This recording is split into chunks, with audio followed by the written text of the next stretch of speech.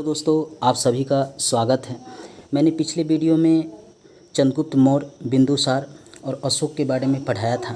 आज हम मौर्यकालीन प्रशासन के बारे में पढ़ेंगे। सम्राट की सहायता के लिए मंत्री परिषद हुआ करता था, जिसमें सदस्यों की संख्या 12, 16 और 20 हुआ करता था। कौटिल्य के अर्थशास्त्र में 7 अंग निर्दिष्ट किए गए हैं। राजा, अमात्य, जनपद, दुर्ग, कोष, सेना, मित्र। हमेशा इससे प्रश्न पूछे जाते हैं। मौर्यकालीन प्रशासन में केंद्रीय प्रशासन की संख्या, जिसमें 18 विभाग थे और जिसे तीर्थ कहा जाता था। कौटिल्य ने अपने अर्थशास्त्र में इस केंद्रीय प्रशासन की चर्चा किया है और 18 विभागों का उल्लेख किया है और यह भी कहा है कि इसे तीर्थ कहा जाता था।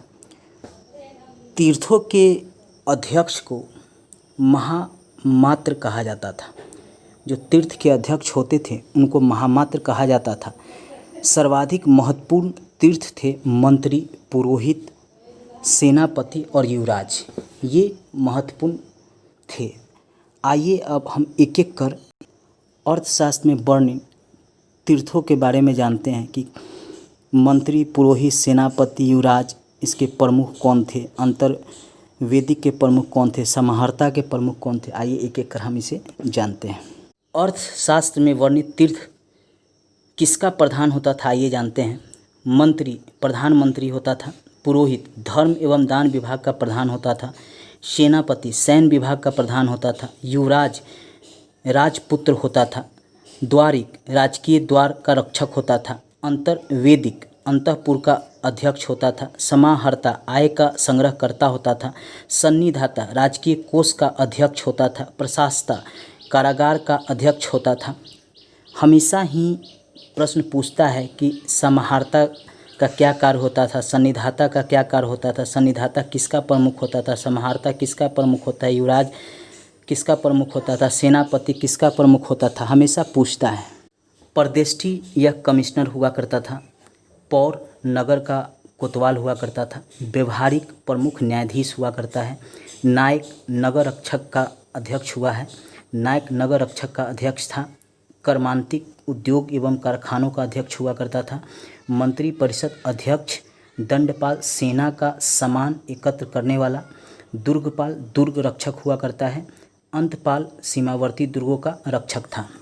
ये 18 तीर्थ से हमेशा ही प्रश्न आते हैं कि इनका क्या काम था और किस विभाग के ये प्रमुख हुआ करते थे। ये हमेशा पूछा जाता है, इनका कार्य क्या था और किस विभाग के ये प्रमुख होते थे। यह प्रश्न हमेशा ही पूछा जाता है। अशोक के समय मौर्य साम्राज्य में प्रांतों की संख्या 5 थी। इन प्रांतों को चक्र कहा जाता था। अशोक के समय प्रांतों के प्रशासक कुमार, आर्यपुत्र, राष्ट्रिक कहलाते थे। प्रांतों का विभाजन विषय में किया गया था, जिसके अधिक अध्यक्ष विषयपति होते थे। यह विषय जो है विषयपति के अधीन होता था। प्रशासन छोटी इकाई में बांटा गया था और इस छोटी इकाई में सबसे छोटा ग्राम होता था, जिसके मुखिया ग्रामिक होते थे। मेगास्थनीज ने माना है कि नगर का प्रशासन 30 सदस्यों का एक मंडल था, जो 6 समितियों में विभाजित था और इस 6 समितियों में 5 सदस्य होते थे। यानी 6 गुना 5 बराबर 30। 6 समिति, इसमें 5 सदस्य हो गए, 30 सदस्यों की संख्या। बिक्री कर के रूप में 10वां भाग लिया जाता था और जो बचाते थे उनको मृत्युदंड मौर्यकाल में दिया जाता था। एग्रोनोमोई मार्ग निर्माता अधिकारी था। जस्टिन का मानना है कि चंद्रगुप्त मौर्य की सेना में 50,000 अश्व, 9,000 हाथी, 8,000 रथ थे और 6 लाख का फौज लेकर उसने पूरे भारत को रौंद डाला था। यह जस्टिन का मानना है। इतिहासकारों के बीच विवाद है कि यह सही भी हो सकता है और गलत भी हो सकता है, लेकिन प्रश्न हमेशा पूछा जाता है। युद्ध क्षेत्र का जो अधिकारी था, वह नायक था, वह युद्ध क्षेत्र का नेतृत्व करता था और सैन्य विभाग का प्रधान जो था वह सेनापति होता था। उस समय गुप्तचर विभाग भी था, जिसका प्रमुख जो था महामात्र सर्प हुआ करता था, जिसको अमात्य कहा जाता था।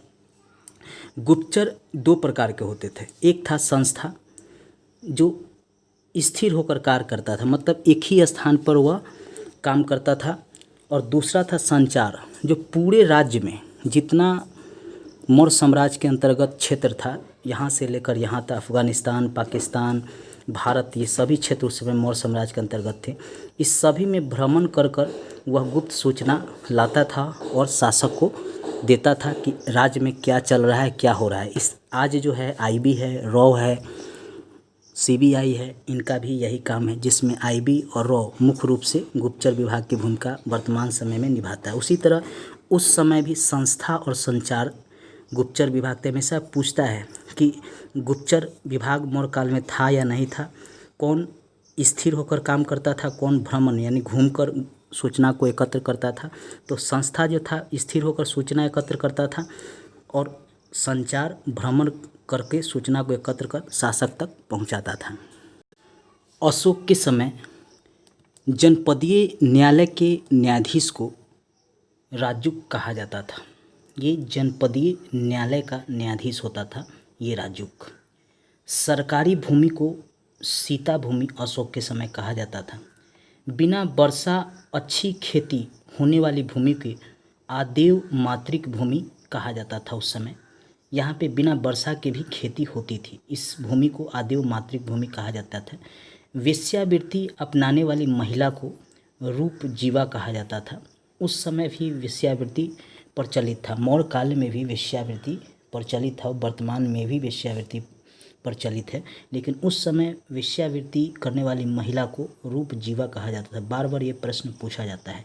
नंद वंश के विनाश के लिए चंद्रगुप्त मौर्य ने प्रवर्तक जो कश्मीर का शासक था उससे सहायता लिया था, ऐसा माना जाता है। मेगास्थनीज ने भारतीय समाज को 7 वर्गों में विभाजित किया है: दार्शनिक, किसान, अहीर, कारीगर, सैनिक, निरीक्षक और सभासन। हमेशा ही इससे पूछता है कि मेगास्थनीज ने भारतीय समाज को कितने वर्गों में विभाजित किया था और वे 7 जो वर्ग हैं वो कौन कौन हैं, इसमें से कोई एक दे देता है, प्रश्न पूछता है। खासकर ये स्टेट पीसीएस में कई बार पूछा गया है, रेलवे में कई बार पूछा गया है, एसएससी में भी कई बार पूछा गया है। मौर्य काल में चांदी की आहत मुद्रा प्रचलित थी। इस पर मयूर, पर्वत, अर्धचंद्र की मुहर अंकित थी। हिरन जो था उस समय नगद कर था, जो नगद कर के रूप में वसूला जाता था, जो अनाज के रूप में न होकर नगद हुआ करता था। उपज का 1/6 भाग मौर्य काल में वसूला जाता था, जो निजी भूमि होती थी।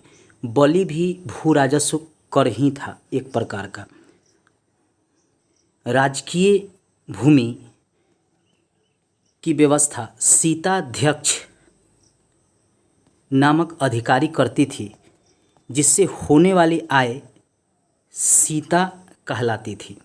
हमेशा याद रखिएगा, राजकीय भूमि की व्यवस्था सीताध्यक्ष नामक अधिकारी करता था, जिससे होने वाली आय सीता कहलाती थी। हमेशा यह पूछता है।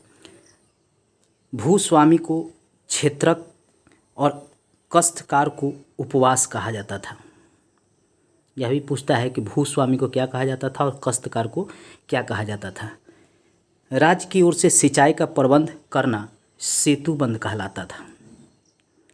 सिंचाई हेतु अलग से 1/5, 1/3 भाग कर के रूप में लिया जाता था। यह भूमि के अनुसार निश्चय किया जाता था कि किस भूमि पर सिंचाई के लिए 1/5 ले और किस भूमि पर 1/3 ले।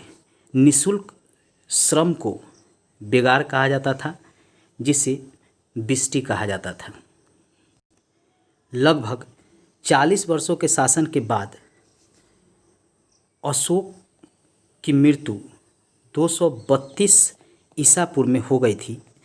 इसके बाद भी 50 वर्षों तक उसके उत्तराधिकारी यानी अशोक के उत्तराधिकारी शासन करते रहे। अंतिम मौर्य वंश का शासक जो था बृहद्रथ था, मौर्य वंश का अंतिम शासक, और इसकी हत्या जो है पुष्यमित्र शुंग ने कर दी थी। बराबर ये प्रश्न पूछता है कि अंतिम मौर्य शासक कौन था, तो बृहद्रथ था, और इसकी हत्या कौन कर दी थी, तो ये पुष्यमित्र शुंग 185 ईसा पूर्व में इसने पुष्यमित्र शुंग ने शुंग वंश की नींव रखी थी, और उस समय से पुष्यमित्र शुंग ने शुंग वंश की नींव रखी और शुंग वंश का शासन स्थापित हुआ। मौर्य शासन 137 वर्षों तक रहा था। यह भी पूछता है कि मौर्य शासन कब तक रहा था, तो 137 वर्षों तक मौर्य शासन रहा था। मौर्य काल में सम्राट ही न्याय प्रशासन का सर्वोच्च अधिकारी होता था, यह भी याद रखिएगा। दोस्तों, प्रशासन से संबंधित जो भी जानकारी जिससे प्रश्न पूछे जाते हैं मौर्य प्रशासन से, मैंने आपको बताया। इससे विभिन्न एग्ज़ाम में, चाहे वह बीपीएससी हो, एसएससी हो, बैंकिंग हो, पीसीएस हो, सभी एग्ज़ाम में अगर मौर्य प्रशासन से प्रश्न पूछे जाएंगे तो जो मैंने बताया उससे प्रश्न जरूर आएंगे। अब इससे जो पूछे गए हैं विभिन्न एग्ज़ाम में प्रश्न, उसको भी हम देखते हैं।